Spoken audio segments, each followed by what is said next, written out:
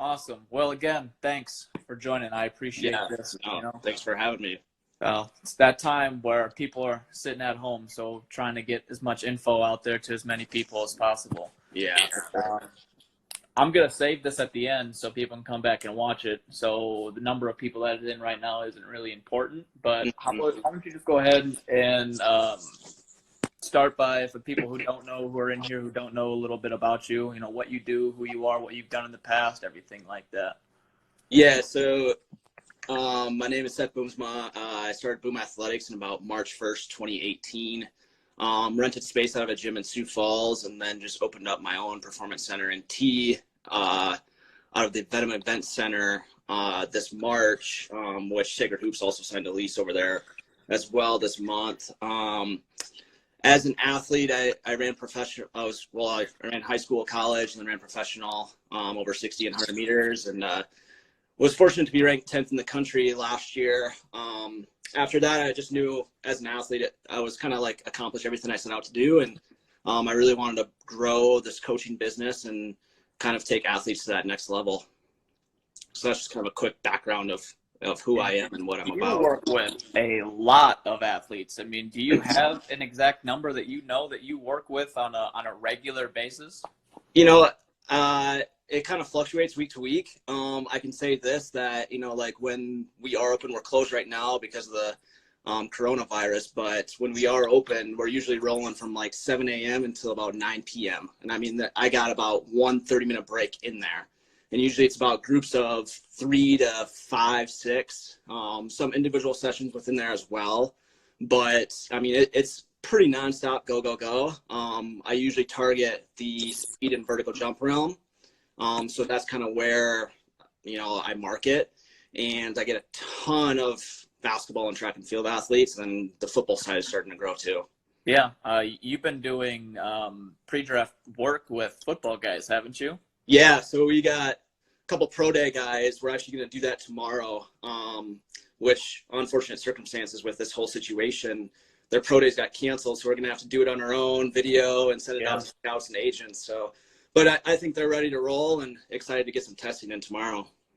For those of you who don't really, haven't really heard of Seth, anytime I have an athlete that is asking about, how do I get bigger, faster, stronger, I always reference Seth I'm not just saying because he's in here. I truly believe that you are the best in the state when it comes to this stuff. And it has a lot more to do with what you're actually doing. But how you're doing it, how you prepare yourself. I mean, anytime I reach out and ask a question, you don't respond with the basic answer. You give me every possible angle I could imagine. And I think that's what sets you apart from everybody else. And I'm so happy and so fortunate to hopefully, in the future get to work with you. And I think that's the reason why you're finding so much great success right now, is because you're just different from everybody else. Yeah, well, I appreciate those kind words. It means a lot. Because, I mean, you and I are the same personality, so we're going to do everything we possibly can to benefit the athletes. And if that means, later nights, early mornings, we're going to get it done. Well, even late at night, early mornings, the one thing that I can relate to, and this is the reason why I respect you so highly, is you're more than just there for the athlete in the gym or on the track or in the weight room.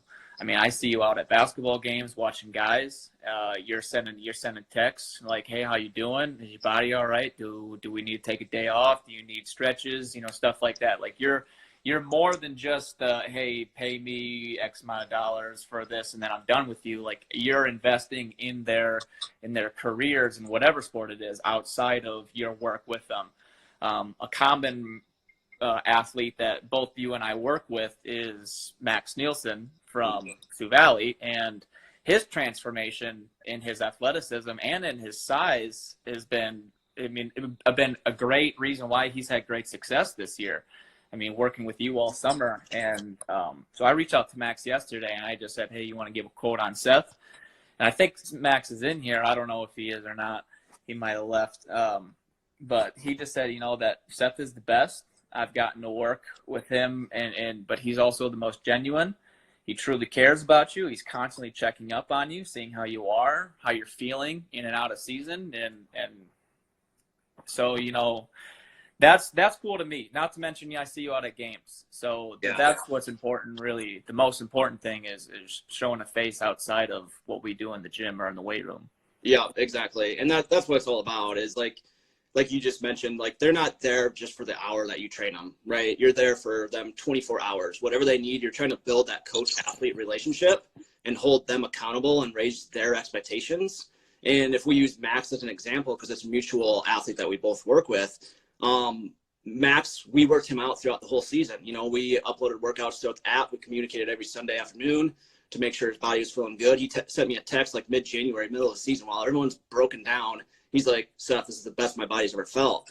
Well, part of that is because we're continuing to constantly move the needle forward versus, scaling back things and getting weak middle of the season. And you made a good point about him reaching out and saying that his body feels good. In high school, very few athletes lift during season.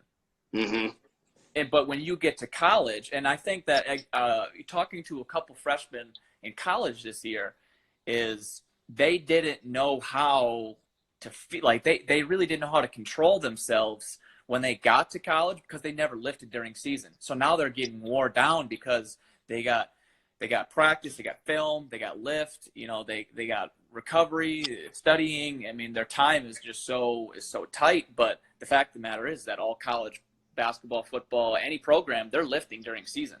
Right. So talk about, if you can give in best detail you can, talk about the importance of lifting during your athletic seasons. Well, I think, like when you're lifting in season, like, I don't think there's ever a time where you should be like, well, I need to be on maintenance mode. I think you should constantly be trying to get better. And this varies on what type of athlete you're working with as well.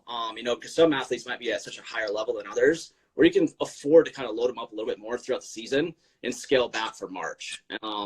And in that sense, like when you're lifting in season, it's not a thing where you just, like, once late November hits after Thanksgiving, you just stop all your training, right? You stop the jumping, you stop probably all your sprinting, change of direction, because you're getting that with practice.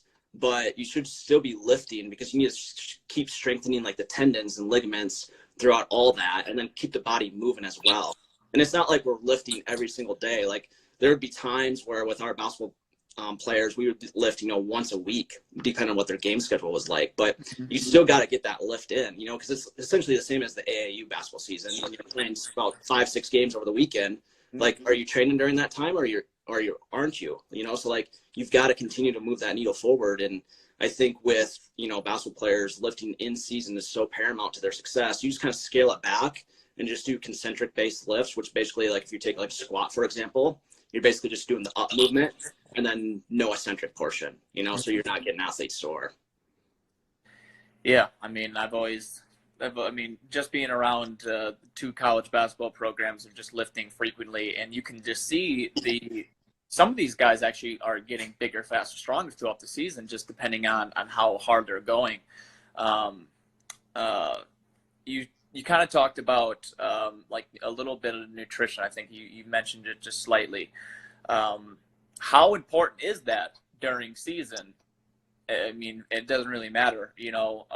I've always said to try and cut out as much sugar as you can during basketball season, because that's what I'm involved in. But that's even for any athletes, because I mean, you probably know that sugar, it really does decrease your athletic ability and your power output. So talk about the importance of nutrition. Yeah. So, like, I mean, you obviously hit the easy one, like sugar, like, cut it out, because that's like blood sugar levels. You want constant energy throughout the day, and you want to have that constant blood sugar. In order to do that, you can't be, sipping on Gatorade throughout the day and eating candy, right? You've got to be constant, having the same energy levels throughout the day, and things like that. One thing I always tell people is, like, when you go to the grocery store, just shop on the outside of the aisles. Don't go inside the aisles. Shop on the outside of the grocery store. You stick to your fruits, veggies, meats, and dairy, right? And with that, you could get, if people want to have, because you're dealing with, 14 to 18-year-old kids, like, they're going to eat, some of the junk food. So you just tell them to avoid the C's, avoid the bad C's, things like cookies, candy, pop would be like Coke and stuff like that. But if you avoid those bad C's, like you're likely going to have a pretty good diet. And then also just don't be like ignorant, like don't, be like, well, are Pop-Tarts healthy or are they not healthy? Well, I think that's a pretty obvious answer, right? If it's packaged like that, it's probably not going to be too good because it's just going to be empty calories. Do you eat breakfast every morning? Are you a breakfast guy? Some people aren't, some people Yeah, aren't. yeah. And I tell all my athletes to eat breakfast, so that was a conversation I actually had with a group, a couple weeks ago. They're like, what do you eat for breakfast? I'm telling them what I eat, and then I'm like, what'd you guys eat? And, you had one that only had a glass of water. Some had, like toast and eggs, which was pretty good breakfast, but you need something in the morning because you basically just fasted for like 8 to 10 hours. Yeah. Sleeping, right? So you need something to kind of replenish that glycogen right away when you wake up in the morning, get your day started right. And some people can't have a lot of carbs in the morning because they'll just make them tired, but just make sure you get protein in. But you need to get something in, and it can't be something like a cheap 90-calorie granola bar either. It's got to be something with nutritional value. Yeah, for sure. So, any athlete got to cut all of that stuff out. You kind of said that you're fasting for X amount of hours. How about the importance of sleep? So, you're working 12-hour days now, it seems like. And so obviously for somebody who's got to be moving and going every single day, but more so just from the athlete standpoint, how in the NBA, they're talking, in NBA, their schedule is they're playing a game, get on the plane, flying to the next city, playing a game. And so they're really trying to stress the importance of sleep. So, what do you know about the importance of getting your 8 to 9 hours of sleep per night? Yeah. So I think, when you're an athlete, sleep is so vital to everything dealing with recovery. And one thing that athletes can do with all this smartphone stuff out nowadays, like a lot of people have Apple Watches, you can track your sleep on an Apple Watch. So if you're able to track your sleep every night and upload it to your phone, you should be aiming ideally for 55 to 60 hours a week. The closer you get to that 70 hours, then you're really elite. But if you could get that 55 to 60 hours a week, which is about 8.5 to 9 hours a night, you're pretty dialed in. And I think that's so vital. And it can't be like broken up sleep. It's not like, you stay up until 1 a.m, wake up at 7. Oh, there's 6 hours right there. And then you have like a 2-hour nap. It can't be that way. It's got to be like a consistent 8 hours a night type thing, which means put the phone away before midnight. Nothing good happens after midnight. Mm-hmm. Go to bed. You can wake up for school at 7 when you're in school and still have some pretty good sleep. And then maybe have a nap in there throughout the day. Because at the end of the day, athletes do get tired. So maybe, after school, they have practice and they can go home, take a half-hour nap, and that can replenish you pretty well. But sleep is so vital to your recovery in order for you to train hard. Because when you look at basketball players, they're doing so much. I always look at myself as my job is, how can we get them a little bit better without getting them injured and taken away from their skill work on the court? Mm-hmm. Absolutely. Yeah, that's for sure. Since we're kind of hitting more on basketball and everything, I'm going to get into recovery in a little bit, but preparation for a game. Now I have my stuff that I'll tell guys to do, some ball handling or whatever, some mental prep. What are some things that basketball players can do either before a game, before a workout, before a practice, something that can kind of just get them going a little bit, get their legs waking up and get their minds going? In terms of activation or just mentally or both? Well, let's do both. Okay. So I think mentally, in terms of if you're a basketball player and you're preparing for a workout, if you're any athlete preparing for a workout, with my group, most of the times I either write the workout on the whiteboard in the gym or it's in the app for you to see. So know your workout when you're coming into it, or look at it right when you get to the gym. That way, you know what you're doing. You can prepare mentally for it. Don't be caught off guard when you're like, oh, I've got, this amount of set of squats type thing. Don't be caught off guard. Be prepared for that. In terms of competition in a game, mentally prepare and find what suits your personality. Because everybody's going to be a little bit different in that sense, because some people like to be a little bit more loose and be a little bit more talkative. Some people are a little bit more relaxed and laid back. But either way, you've got to be pretty smart in your approach and know your game plan of what you're trying to do on the court. In terms of body, physical wise, for activation for a game, I would probably do nothing crazy, like, because you're already jumping a lot. You're lifting within the season if you're doing that, which you should be.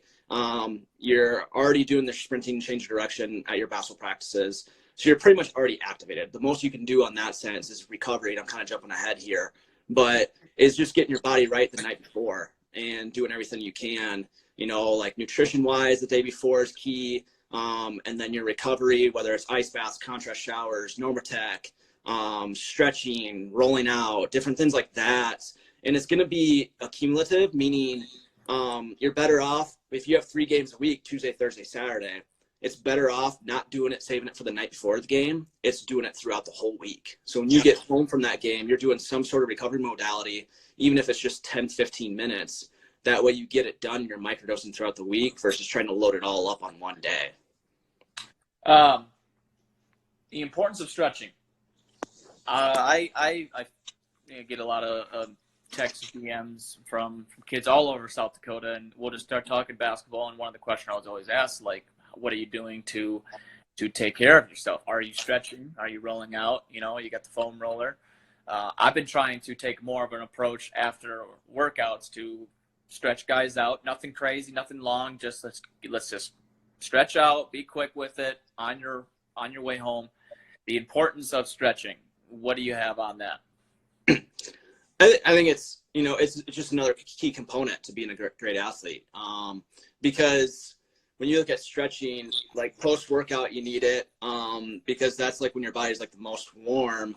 So you might as well go into the deepest stretch you possibly can. If you can't touch your toes on a basic hamstring stretch, you probably could get pretty close after a workout or after practice. But if you did it before, you're probably not going to be close because you're pretty cold.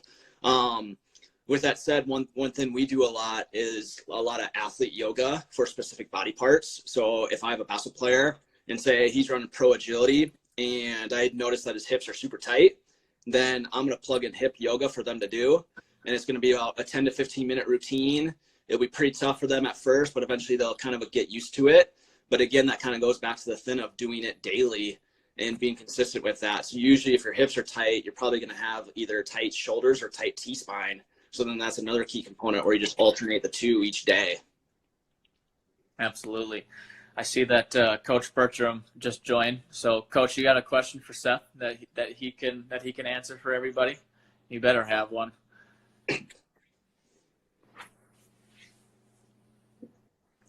If he's still in here, he might have left already.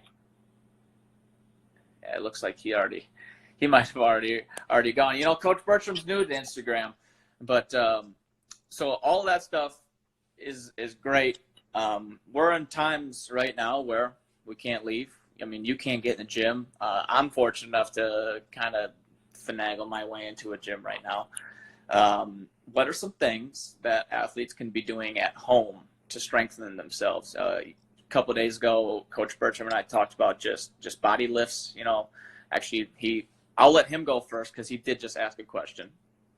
And so I'll go last. So Coach Bertram just asked, what do you feel is one of the most important lifts for a basketball player? So that would depend on what type of athlete you are. So I would say if you're a 1-foot jumper, you're probably looking at more of like a Bulgarian split squat with like the back foot elevated. Some people might call it rear foot elevated split squat. If you're a 2-foot jumper, you're probably looking at a basic squat. Because 2-foot jumper, you generate a little bit more impulse. You're deeper in squat position when you do jump. So you need a little bit more strength in a larger range of motion. Whereas a 1-foot jumper, likely if you're a power jumper, you're dragging the toe. If you're a speed jumper, you're coming with a lot of speed into the approach. So you're probably going to have less knee bend. And that would be more specific unilateral strength. So I would probably say a Bulgarian split squat on that end. What about lateral movements? Someone who's trying to, become a better on-ball defender. Mm-hmm. So obviously the staple would be, your pro agility. That'd be your huge metric with a 5-10-5, because that's a lot of lateral movement. Within that, you're looking at lateral bounds, because a lot of times when you look at basketball players, they're making contact with the lateral aspect of the foot. So lateral bounds teaches them to absorb that force on a lateral side. And then you're also looking at different lateral low excel pushes, meaning you're driving off that inside leg and kind of similar to that lateral bound, but you're going for like a certain distance instead. And one thing we do quite a bit is attach the run rocket to it. So we add some resistance at the hip. So they're really forced to open up their hips a little bit more and still hit that triple extension off that jump leg. And then other things would probably be just basic foot strengthening in terms of the medial and lateral aspect, because you see a lot of ankle sprains within the basketball season. So that's just a lot of low intensity remedial hops that I think athletes could benefit from, and also help with some ankle and tendon stiffness as well, which is a good thing to have. Yeah, ankle sprains